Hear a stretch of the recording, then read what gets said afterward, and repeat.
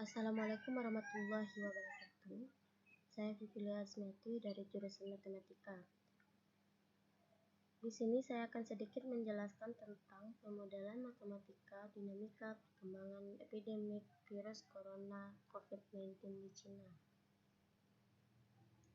Hal-hal yang akan saya bahas di video ini, yang pertama latar belakang, yang kedua rumusan masalah, yang ketiga asumsi, yang keempat variabel dan parameternya, dan yang kelima model matematikanya.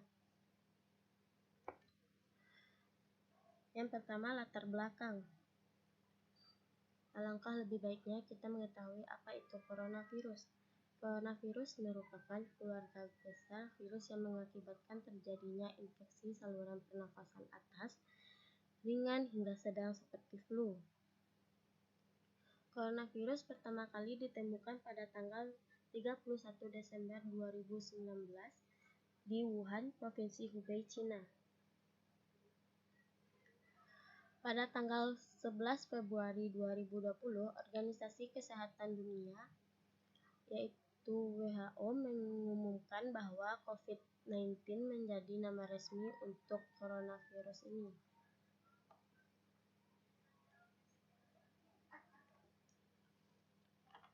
Untuk deskripsi lebih lanjutnya mengenai coronavirus ini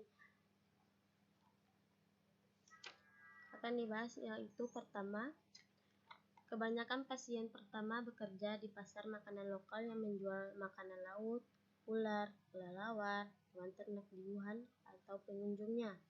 Oleh karena itu, diperkirakan bahwa virus ini menyebar pada manusia dari hewan.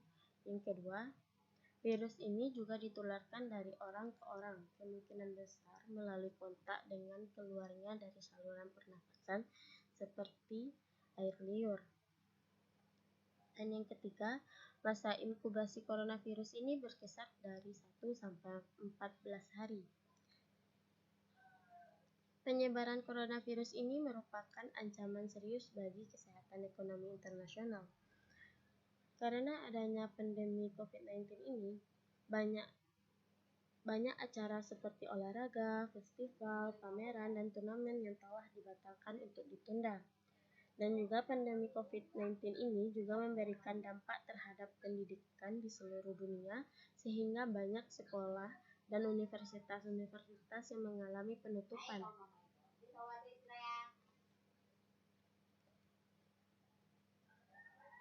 Selanjutnya mengenai gejala coronavirus. Gejala coronavirus ini terbagi atas 3, yaitu gejala yang paling umum, gejala yang sedikit tidak umum, dan gejala yang serius. Gejala yang paling umum yaitu demam, batuk kering, dan kelelahan. Untuk gejala yang sedikit tidak umum, nyeri tenggorokan, diare, sakit kepala, hingga sakit kepala dan hilangnya indera perasa atau penciuman. Untuk gejala serius itu berupa sesak nafas atau kesulitan bernafas.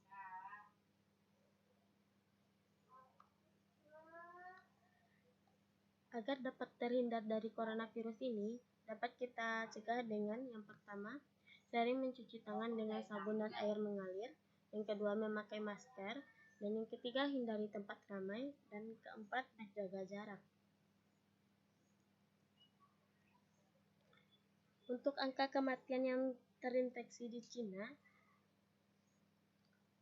untuk usia kecil dari 40 tahun yaitu 0,2%, untuk usia 70 sampai 79 tahun itu 8%, dan untuk usia lebih dari 80 tahun itu 14,2%. Hal ini dapat kita simpulkan bahwa orang usia lebih lanjut berisiko terpapar dapat kita simpulkan bahwa orang usia lanjut lebih berisiko terpapar corona. Pembahasan selanjutnya yaitu rumusan masalah. Yang pertama, bagaimana penularan COVID-19 ini? Yang kedua, bagaimana cara mencegah COVID-19? Dan yang ketiga, apakah orang lanjut usia lebih berisiko terpapar corona?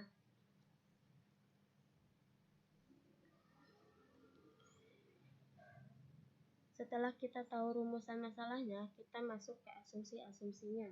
Yang pertama, coronavirus menyebar dari hewan ke manusia.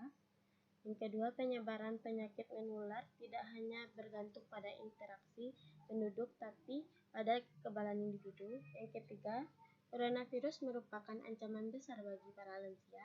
Yang keempat, penyakit lain mempengaruhi tingkat keparahan virus ini. Dan yang kelima, tingkat risiko ditentukan oleh lokasi atau keberadaan individu.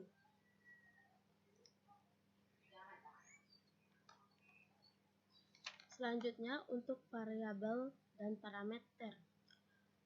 Untuk variabelnya, itu terdapat SIR atau SIR. Itu S menyatakan bahwa banyaknya individu yang rentan terhadap infeksi coronavirus ini. Yang I, banyaknya individu yang sudah terinfeksi virus. Dan R, individu yang telah pulih atau meninggal. R ini terbagi atas dua, yaitu R individu yang telah pulih dan D individu yang telah meninggal. Untuk parameternya, itu ada alfa, beta, gamma, tau 1, tau 2, dan tau 3. Untuk alfa menyatakan tingkat infeksi rata-rata dari seseorang. Untuk beta, rata-rata tingkat pemulihan seseorang. Untuk gamma, menyatakan rata-rata tingkat kematian seorang individu. Tau 1 menyatakan bahwa waktu rata-rata dari periode menular. Tau 2 menyatakan waktu pemulihan seseorang. Tau 3 menyatakan rata-rata waktu kematian seseorang. Dan untuk pembahasan yang terakhir yaitu model matematikanya. Untuk model matematika itu ada turunan ST terhadap T sama dengan min alfa kali ST dikali IT, di mana kita tahu T itu adalah waktu. Yang kedua, turunan IT terhadap T sama dengan alfa dikali ST dikali IT dikurang beta dikali IT. Untuk yang ketiga, turunan RT terhadap T sama dengan beta dikali IT.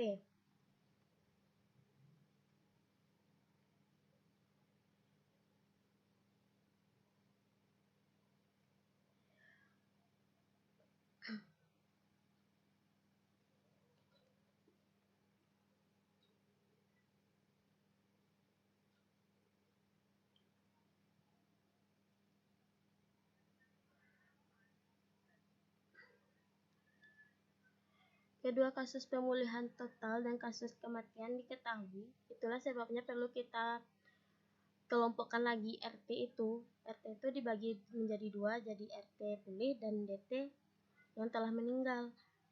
Patut diperhatikan bahwa ada selang waktu tertentu antara awal penyakit itu, diagnosanya, pemulihannya, atau kematian sang pasien. Berdasarkan pertimbangan hal itu, sistem persamaan diferensial yang di atas atau sistem persamaan sebelumnya itu telah dimodifikasikan menjadi turunan ST per T sama dengan min alfa ST dikali I T dikurang tau 1. Untuk turunan IT per T sama dengan alfa ST dikali I T kurang tau 1 dikurang beta dikali I T kurang tau 2 dikurang alfa dikurang gamma dikali I T kurang tau 3. Untuk yang pulih itu persamaannya RT per T sama dengan beta dikali I T kurang tau 2. Untuk yang telah meninggal itu persamaannya DT per T sama dengan gamma dikali I T dikurang tau 3.